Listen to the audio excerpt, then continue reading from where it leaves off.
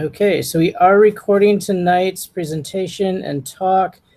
If you do not wish to be recorded or seen, you can turn off your video and your audio, your microphone, so that you won't be seen on the recording.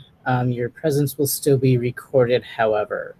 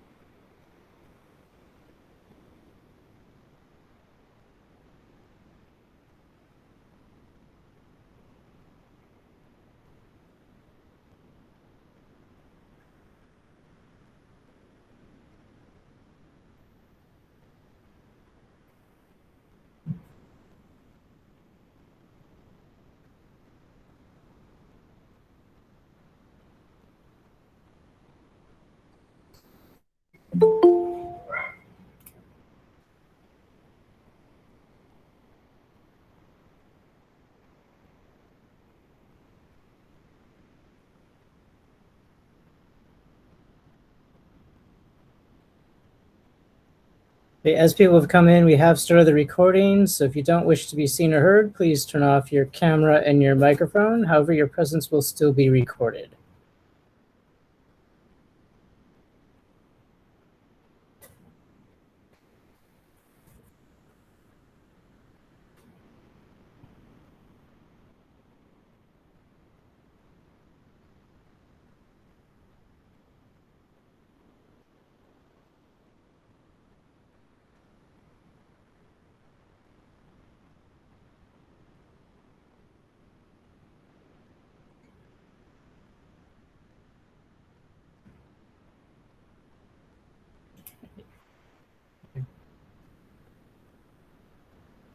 Good evening, Rinpoche. Hello. Yeah, good morning. Good morning. Yeah, so nice to see you all. Okay, so okay, I hope that everyone can hear me. Can you all hear me? Yes, we can. Okay, good. Okay, so now today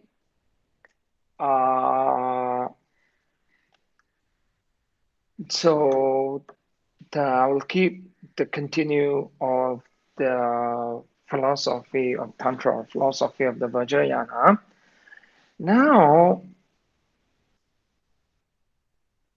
Now we'll talk about that the highest yoga Tantra. As I mentioned the last time, there are the four stages of the Vajrayana. So among the four stages, highest yoga tantra is the most famous, and most of the so most of the who want to practice the Vajrayana, most of them will go and start the practice of the highest yoga tantra, because that if you look at especially the Tibetan Buddhism, so in the Tibetan Buddhism, highest yoga tantra is the most popular. There might be the many reasons, but the most simple reason is very easy, and it's like a shortcut to the Buddhahood.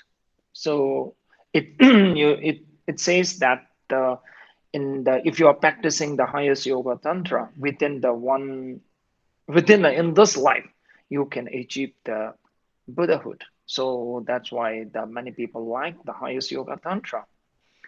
Even that if you are not that good practitioner, still that you can achieve the Buddhahood within the 16th life. You can become the Buddha, achieve the Buddhahood, even you didn't practice that much. So in the highest yoga tantra, So that's why many people like the highest yoga tantra. So because it's a shortcut to Buddhahood. So now I'll come to the back point to the highest yoga tantra. When you look at the highest yoga tantra practice, yeah, you can see there is mainly two category of the practice of the highest yoga tantra. Two category. So the one it's called as the generating the stage, and one is the completion stage. They are the two category of the practice. Yeah, whenever you start with the practicing the highest yoga tantra, your practice should come into these two category, what we call the generating the stage or completion stage. Okay, accomplishment. Okay, what we call the completion task. No, that is completion. Okay, completion stage and generating the stage. They are the two. I mean, the category of the practice. So now the first is that when you have to start the practice from the generating the stage practice. Generating the stage, they are the three main practice come into the generating the stage. Three main practice. The first practice is called the transforming. Transforming the first, I mean in the generating stage, there are the three main practices. Okay, the first practice it calls that the transforming that into Dharmakaya. Dharmakaya is they are the three different body of the Buddha. One's called the Dharmakaya. At the simple way, just you can very simple way, very simple language. Yeah, you can think like that. Okay, transforming that into the Buddhahood. Okay, now that means that what does that mean is that normally when the people die, they die, then they will born again, they will live, they will die. We are born, okay? We are born, then we will live, then we will die. So that's when the born, live, die. We will repeat that again and again. When you're repeating that again and again, that's called the samsara. Samsara means generally, it means a circle, no? Or maybe cyclic existence. It's a circle. So what you're repeating again and again, say you're born, you live, you die, you repeat it again. So that's called the samsara, or that's called as a cyclic existence. So now here you have to break that repetition. To breaking that repetition, what it's called is the transforming your that into the Buddhahood. So that means after the death, you will not born again back to this samsara. If you want to, you can. But if you don't want to, you can go somewhere, maybe and just watch. Okay, so that's why it's a breaking that the repetition. So that's called the transforming your that into the Dharmakaya, into the Buddhahood. Okay, now things like that. Okay, things like that. Normally, when the person die, So here it's a quite important to understand that process. So that process is that normally when we lost our breath, when the brain function that completely stops, no, when the brain function that completely stops, or heart function that stops, no, when the brain function stops and the heart function stops, clinically they might declare as a death, no.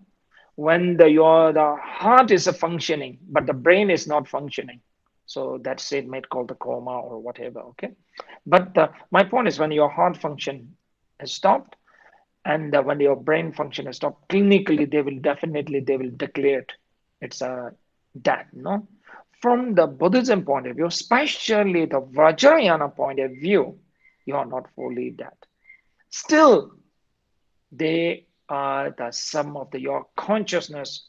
Still, it have not stopped the activities, or it's your consciousness is as active, not the gross consciousness, but the subtle consciousness. It is still active. So your subtle consciousness is still functioning. So that's why if you look at go to the search engine, and you might see that a lot of the news about the meditating in the state of the dead state meditation. No, lots of the practitioner, they meditate after the death, and the state of death that a lot of practitioners, they meditate. So that is the one. What actually that is the state when they are meditating, is that state that clinically the doctors that declare they are the died, but still some still they carries the consciousness, some activities, or still the consciousness is functioning, the settled consciousness is functioning. So that's why the body won't get decay, and still the person sometimes even they can see that the heart rate might be very low, but the very minor heart rate, or some of the wave of the brain waves or like that, that is happening. Still, there the research is going on. Still, there the research is going on. So yeah. So now I will come back to the Vajrayana point of view. So Vajrayana point of view, what we are saying is that at the state of the death, the person will generate the clear light consciousness. Clear light consciousness is such a consciousness, very subtle consciousness. So at the person when they was dying, the moment the person lost the breath, and maybe clinically when they declared the person was, he or she was died, but the person will feel, person can see, not on eye, with through the mental consciousness, the person will be experience of the seeing the white light, then the red light, then person will see like a total, like a darkness. It's like a black light or black ray, total the darkness. After that, the person will pass out. Then he will gain back the consciousness, and the moment that he will have the clear light consciousness. When saying that when the persons have generated the clear light consciousness in the state of the death, in the state of the death, the person will experience seeing like a very early morning dawn, no? When the dawn, early morning dawn. Yeah. So that is the experience the person will have when he or she generate the clear light consciousness and at the state of the death. So that clear light consciousness is a very powerful consciousness. That clear light consciousness if you can use that clear light consciousness to realize the emptiness, that moment, that then you can liberate the self from the samsara. So that is a calling, that's saying the transforming the death into the Dharmakaya, transforming the death into the Dharmakaya. Okay, that is the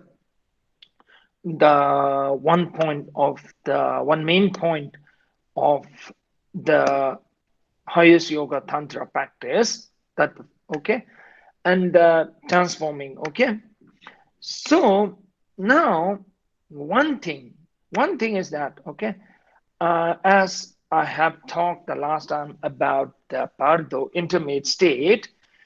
Now, normally the person after the death, they will born into the state called the intermediate state, that the Pardo state for the 49 days. Then after that, they will take a rebirth. Again, they take the rebirth. That is the normally it happens to the old peoples. Okay, from old peoples it happens that. So So, so now here the Vajrayana, what we are saying is that, okay, person that it could not, the person failed to transform the meditate at the state of the death. Now he already born into the Paddo state.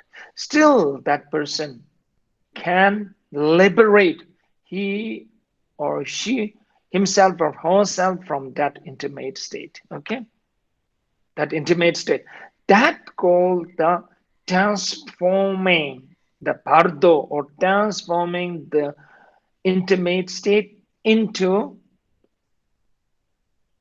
Sambodhakaya. Sambodhakaya means into the Buddhahood. Okay, the okay, so that is the now the second transformation. Okay, the transforming the death into the Buddhahood, transforming the intimate state into the Buddhahood. Okay, so that is the again the in the highest Vajrayana from practice point of view.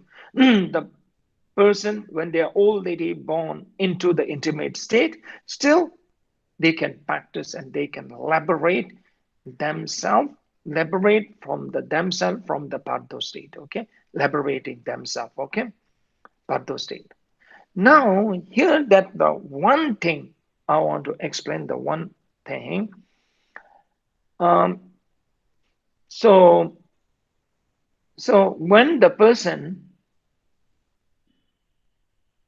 is not dead, okay, when the person is alive, when the person is alive and the dead person can still liberate self from samsara before dying. That is the so that is the point. That is the point. It explained into the second, that the stage, that what I call the completion stage. Okay, in the completion stage, it talks about that the how the we can liberate ourselves before we die in this within this life, how we can achieve the Buddhahood. Okay, so this comes into the later stage. Okay, now I'm talking about the okay the as I mentioned, there are the two categories. No, I'm talking about the first category or the first stage. Okay, it called the first stage the generating stage. Okay, in the generating stage there are the three main factors. Okay, transforming the your death into the Buddhahood, transforming the your intimate state into the Buddhahood, transforming the your birth into the Buddhahood. Okay, am I clear? Did you get confused or what? Because the sometimes when we talk a little bit of the deep sides of the philosophy or the deep sides of the Vajrayana, so it makes sometimes quite difficult to people to understand it, but difficult to understand it. But if you listen again and again, I'm sure that you will get it, you will understand it. So you will understand it. So if right now, if I'm not, if you are not very clear, so maybe you can raise me the question. Okay, you can raise me a question, or you can listen again that the recording. Okay, listen again the recording. Okay, so yeah. So normally every of the I mean the philosophy, it is sometimes the philosophy, it is not that easy to understand. It's so easy to understand, so that's why that they are saying that whenever you have a doubt and you ask the philosopher the, about that your doubt, that the philosopher will clear that your doubt, clear the your doubt, but he will put the few more doubts in your mind. So they're saying that. So that's why the sometimes the when we talk about the philosophy, so sometimes that it will create the more doubts and the more confusions in your mind. That is the how the philosophies. I mean That is how the philosophy it works, no? So yeah. So so that's why whenever the two philosophers meet and talk each other, they have no common point to agree. Always they will debate each other. Only one point they can accept. Only one point they will accept mutually. They can accept the only one point. Rather than then mutually they cannot accept the any point. They will always debate. Only one point both of they will accept. That is the disagreement between them. That they will both can have to accept it. So so so now the okay, now back to the yeah, so point. So that's why the okay, now the in the highest yoga tantra, there is a two stage, no, or the two category or two stage. First stage is a generating stage. The second stage is the completion stage. In the generating stage, there are the three main, the factors. Okay, I will repeat it again. So, because why I'm repeating it again is that I was a teacher, so I was a philosopher teacher before so many years. Okay, so that's why the I know that it's very important sometimes to repeat it again and again, so it makes you easier to understand it. So they're saying that even if it's a lie, if you repeat it 100 times, it will become a true. So that's what saying. So that's why if I repeat it again and again, I think it makes you easier to understand. Okay. So so that okay, I'll repeat it again. Okay. So in the highest yoga tantra, there are two categories or the two stages. Number one is the generating stage. Number two is the completion stage. Okay, two stage. Okay, in the generating stage, there are the three main factors. Okay, three main factors. If I translate very literally, it will say that the transforming the your death into the Dharmakaya. Second is transforming the your intermediate state or pardo into the Sabodhakaya, and the transforming the birth into the Nirmanakaya. So, so if I translate a very simple way, it's saying that the transforming the death into the Buddhahood, transforming the Pardo state into the Buddhahood, transforming your birth into the Buddhahood. Okay, they are the three transformation. Okay, way of the three transformation. Okay, that comes into the generating stage practice. Okay, how do we have to practice is that the person when he or she was dying, in the state of the he or the she was dying, that person have to realize that the clear light consciousness and that use that clear light consciousness to understand or to realize the emptiness at the state of the death. So that if that person fail at the state of the death do that practice, and they will born into the pardo, the intermediate state of 49 days, that state they have to practice and elaborate from pardo state. If they still fail in the practice in the pardo state, they have to practice when the time when they enters into the mother's womb, when they're taking the birth into the mother's womb, still they can practice and liberate the cell from the samsara. Okay, these are the three transformation practice of the transformation comes into the first stage we call the generating stage. Okay, okay, that's the three practices. Okay, so okay, now we will okay, now I will come with the what actual the practice it. Okay, what actual practice is like that. Okay, first thing is that the transforming the death into the Buddhahood. That practice is first thing is that the importance of the understanding the death. Okay, that you have to understand the death. Understand the death means the here the question comes that what is the death? Death. What is the death? So that is the just when our physical body and the consciousness when our physical body and our consciousness get separated, no? When our physical body and our consciousness is our physical body and our consciousness having the no more relation, that state we call the death. Okay, that state is the death. When our physical consciousness, sorry, our physical body and our consciousness had separated. I mean, keeping the no relation at all. So that is a death. So that's why the death is at the state of the death. As I mentioned, that when we stop the breathing, we are not fully dead. When the heart stopped its functioning, we are not fully dead. Only when the consciousness left our body, so that means the death.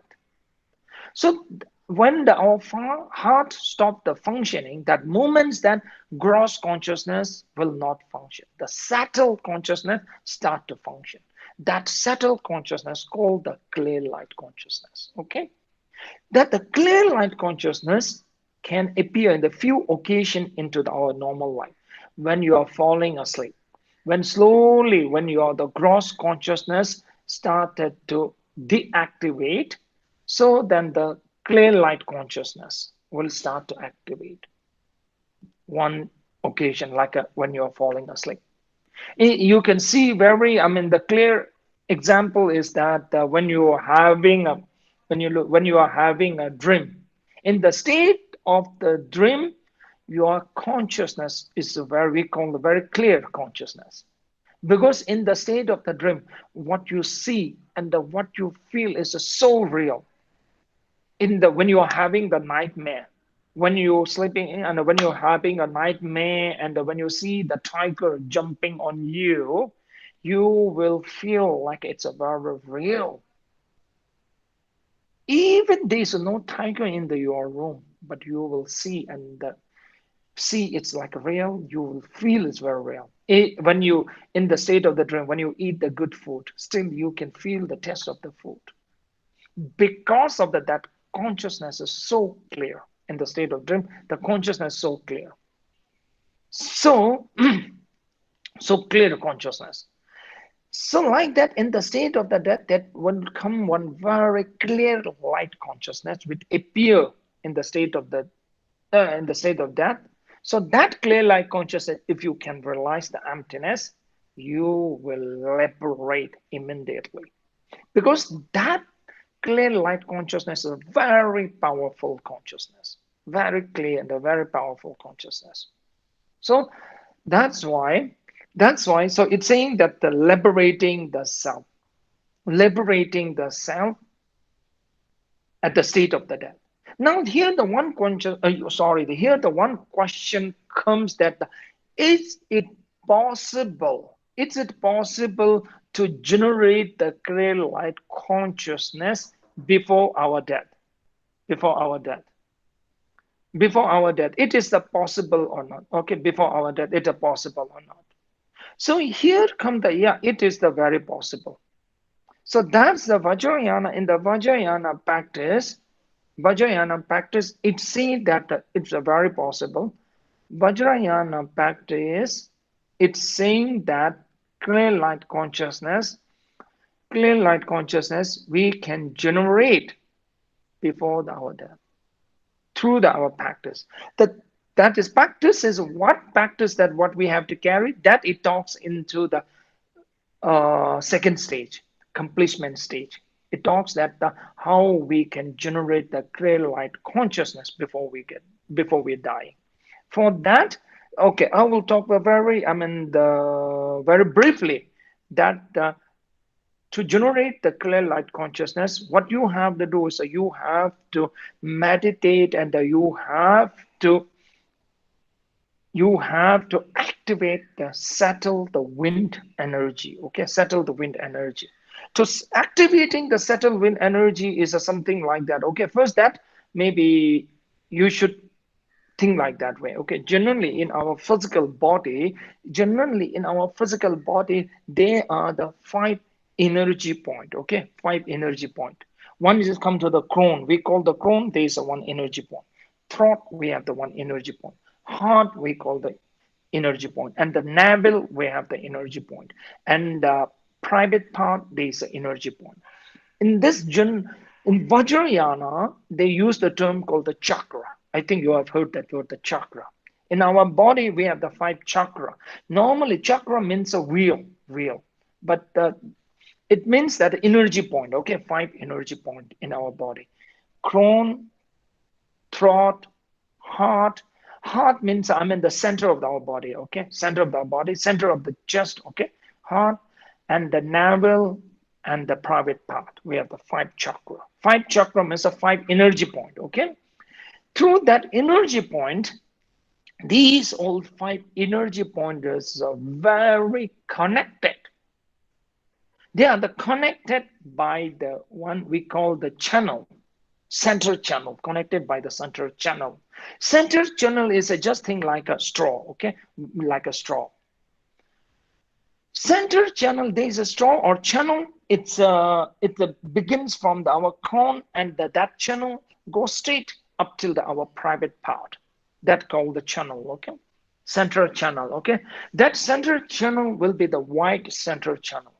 That channel connects all the 5 energy point. Why we are saying this energy point is that from that 5 energy point, it absorbs the energy very easily, or it release the energy very easily.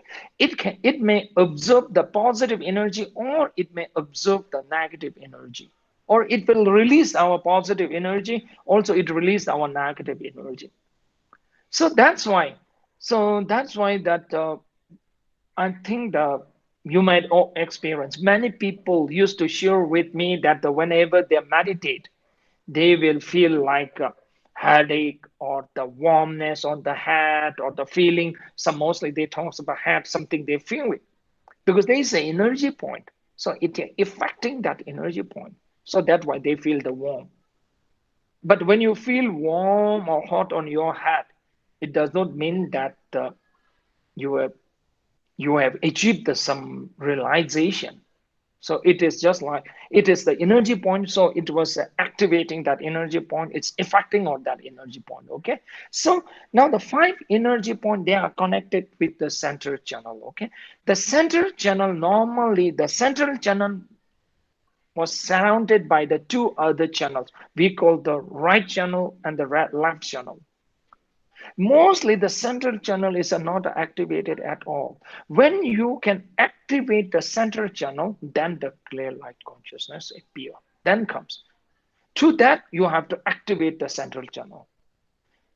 Now, how to activate the central channel? That means it comes into the stage of that we talk in the accomplishment stage. Then it talks in the accomplishment stage, it talks about the channels. It talks about the chakras. It talks about the activating all the energies. Okay, so this comes into second stage that called the accomplishment stage. Okay.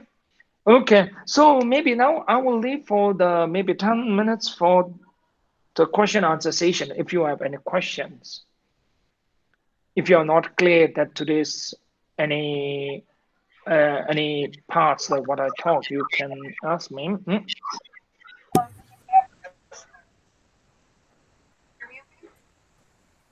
Rinpoche, it's Ellen. Yes. I have a question. Okay, sure. Yeah. You said that some practitioners, even if they're not very good at practicing highest yoga tantra, can achieve enlightenment in one lifetime.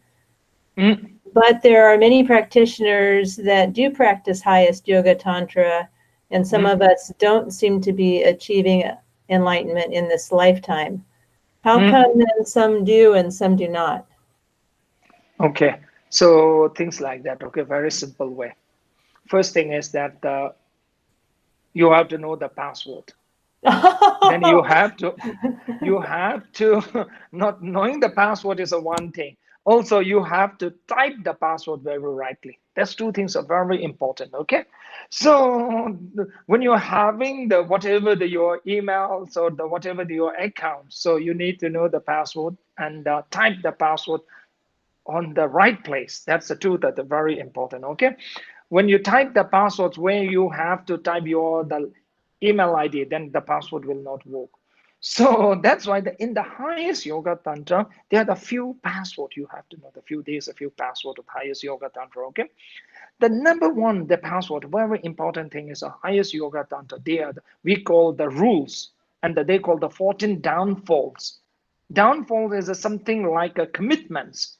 That is a very important, the commitments, okay? Very important commitments. Because the thing is like that, the 14 downfall, once you are the practicing not that much, still you care that very well of that commitments. That is the like you are having the password, okay? 14 downfall. Like an example, when you are the practicing the highest yoga tantra, especially like a simple way, I will tell that it's a very important the paying the respect of the Dharma brothers and the sister. Okay, Dharma brother and the sister. There's something like okay, you all having you are the whole the friends or you are the practicing the all together the Vajrayana practices. Okay, that we call the Dharma brother and the sister. Respecting the Dharma brother and the sister is a very important one, a rule. Okay, so now you are trying to practice very well yourself, but you are not respecting. But you are the criticizing the brothers and the sister unnecessarily. Okay, no, criticizing unnecessarily means if you have the responsibility and if you have the responsibility to tell their mistake, that is a totally different, no? Just like unnecessarily criticizing or like that, also you are breaking the one of the rule of the Vajrayana. So like that, it will affect your practice. Even you are practicing the very hard, it will affect the practice. So this is like so as I mentioned the password, no, these are the password like a 14 downfall. You may search in the Google, you can find that now, 14 downfall. Okay, that is the one thing. Second thing is the Vajrayana, the practices. The second thing is a very important. So the second thing is the importance of the devotions or the faith to the masters and on the deity. That's a very important. But this is the very tricky point. Okay, tricky point is that the devotion and the faith to the master is when you don't see any mistakes of the master, then you can keep on the faith. When you see the mistakes of the master, then it will be totally different. Okay, mistake is the mistake here is okay, things like that. Mistake means that when the master do some mistake against the Dharma, then it is not a right master. When the master is a very right, so then you need a very strong devotion of faith toward the master. Okay, okay, thing is like that. Okay, what might be the mistake? It's from the mistake it's mentioned in the Dharma. Okay, like an example, I will give the one example. If your master likes to jump, okay, always he want to jump, but you don't like the jump. Okay, master is jumping every day. Okay, every day jumping. Okay, in his room or whatever outside. But person who don't like to see the jumping, they will consider that as a mistake, no? But that is the not mistake point of the view from the Dharma. Okay, so point of view of the Dharma. So in the Vajrayana, the master should not commit any mistake of the Dharma mistake. Okay, from the mistake, the point of view of the Dharma. So want the master. So that's why the second important thing is having the faith and the devotion to the master and the deity. That is the one important point. Okay, second point. Okay, the third point is every of the Vajrayana practice, it's a very important to the activating your channel. That's a third point. No, activating the channel, because sometimes what happening is that most of the Vajrayana practice, they will more go to the focusing on the reciting. That big mistake, everyone is making big mistake. Okay, recitation, just chanting the mantra, because recitation, it's a very easy, everyone can do that. No, reciting is a very easy. Why it's easy? When you're reciting the mantra, you can think whatever you want. No, you can think whatever you want. So practice and activating the body channel, it's a more you have to focus, more difficult. So most of people who even say they want to practice, but they don't want to the difficult practice, they want to the easy practice. So that's the thing. So these three things, I think the reasons that the people cannot, achieve the enlightenment in this life. Yeah. Okay, Thank then you. okay, then I thought question. Yeah, Hello, Rinpoche, can you hear me? yeah. Perfect. So I'm wondering if you can explain a little bit more the differences between gross consciousness and subtle consciousness. I'm wondering, are some of like the elements of like feeling, taste, touch, is some of the consciousness are more diluted? Are they gone? Why is it so much easier to attain enlightenment when you have subtle consciousness versus gross consciousness? So okay, now you are asking me about the difference between the subtle consciousness and the gross consciousness. Am I right? Yes. Okay, that's a one question, isn't it? Yes. Okay. Okay, subtle consciousness and the gross consciousness is that, okay, gross consciousness is right now, when we are awake, we're having the gross consciousness. We can see the things and we can feel the things. And this is a very gross consciousness. When the subtle consciousness arises, we cannot think too much. What I mean by that we cannot think too much is that when in the state of dream, when you dream that you are flying in the sky, you never ask yourself that how can I fly? You never ask yourself. I'm sure that you have dreamed that you are flying in the sky, or you may see the very awkward things in the dream, but you will never ask the question that how can I fly? How can that happen? Because the consciousness become the more subtle. When the consciousness become a more subtle, that curiosity will be less. Right now, the gross consciousness, we are having the more curiosities are there, and the more, the questions and the more doubts comes in the mind. So that's why the subtle consciousness, there are the few labels of the subtle consciousness. Okay, in the dream state, it is subtle consciousness. Less curiosity, very clear in the and the clear light consciousness is the one of the most subtle consciousness. That clear light consciousness is a very powerful consciousness. That clear light consciousness, it's the main purpose of the highest yoga tantra, is the activating the clear light consciousness. Through that clear light consciousness, realize the emptiness and achieve the Buddhahood. Now, simple way, if I come to the the bottom line, what is the actual way of the achieving the enlightenment or achieving the Buddhahood in the one lifetime? From the perspective of the highest yoga tantra, it's then generate the clear light consciousness and they use that clear light consciousness to realize the emptiness, then achieve the Buddhahood. Okay, so that means the clear light consciousness. Okay, clear light consciousness, I will call it a CLC. Okay, clear light consciousness. Okay, CLC, clear light consciousness, CLC equals to Buddhahood.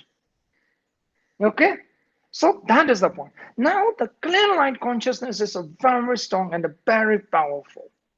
So very strong and a very powerful, that consciousness, when it realizes the emptiness, then you are like a writing in the rocket. Okay, you will reach from the one to the another place within the few minutes. Okay, otherwise from the perspective of highest yoga tantra perspective, whatever you practice through your gross consciousness, you are just riding like a horse. It may run, it may not reach your destination within the very short time frame. No, so when you have to reach the very short time frame, if you reach the very the far away, so what you have to do, you have to write in the rocket. No, so that is like that clear light consciousness. So that's why the clear light consciousness, when you realize the clear light consciousness, when you can use the clear light consciousness to realize the emptiness, you will reach in the Buddhahood very fast. To that clear light consciousness, to use the clear light consciousness, first what you have to do, you have to generate the clear light consciousness. To generate the clear light consciousness, what you have to do, you have to activate the channels. To activate the channel, to activate all the energy points, to activating the energy points and activating the channel, then the clear light consciousness arises. When the clear light consciousness arises, then you can use that clear light consciousness and to realize the emptiness, then you can achieve the Buddhahood in this lifetime. Okay, simple, no? CLC equals to Buddhahood. Okay, clear light consciousness equals to Buddhahood. That is the main. Now it is one of the main. The point of the highest yoga tantra. Thank you so Okay. much. Thank you, and today we'll stop here. Okay, thank you so much. Thank you. You all have a good night. Okay, good night, and hope you may. Hope you can practice the clear light consciousness in the state of dream. Okay, state of dream, they won't be the clear light consciousness, but in the state of dream, they will come. The ones settled consciousness may appear. Okay, okay. Thank you so much, everyone. Okay, Thank you. Thank you. Thank you.